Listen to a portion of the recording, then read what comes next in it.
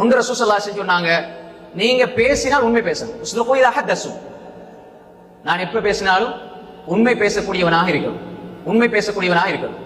அடுத்து ஸல்லல்லாஹு அலைஹி வஸல்லம் சொன்னாங்க, வஅஃபு இதா அஹது, நீங்க யாருக்காவது இத செஞ்சு தாரேன் அல்லது நான் இப்படி செய்வேன் என்றால் அந்த உடன்படிக்கை நிறைவேற்ற வேண்டும். இரண்டாவது வஅஃபு இதா அஹது வஅது இதா துமின்தும், நீங்கள் நம்பப்பட்டால், நீங்க நம்பப்பட்டால் உங்களிடத்தில் நம்பி ஒரு பொறுப்பு ஒப்படைக்கப்படுகிறது அல்லது நீங்க ஒரு ஆள்கிட்ட நான் இதை செய்து தருகிறேன் என்று நம்பிக்கையாக கூறினால் அல்லது ஒரு பொருள் உங்களிடத்தில் அமானிதமாக ஒப்படைக்கப்பட்டால் வஅது இதா துமின்தும், நீங்கள் நம்பப்பட்டால் நம்பிக்கைக்கு பாத்திரமாக செயல்படுங்கள்.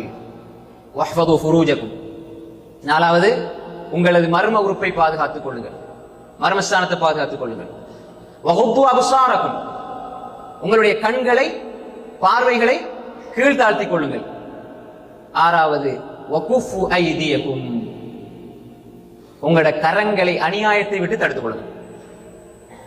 யார் ஒரு மனிதன் பிற மனிதனுக்கு அநியாயம் செய்கிறானோ அந்த மனிதன் சொர்க்கவாதியாக இருக்க மாட்டான். அப்ப ரசூல் ஸல்லல்லாஹு அலைஹி வஸல்லம் இந்த ஆறையும் சொன்னாங்க, யாருக்கு சொர்க்கம் வேணும் என்று ஆசைப்படுகிறீர்களோ இந்த 6 பண்புகளையும் எடுத்துக்கொண்டால் நான் சொர்க்கத்தை பெற்றுத் தருகிறேன். ரவாஹு அஹ்மத் பி இஸ்னாதின் ஹசன்.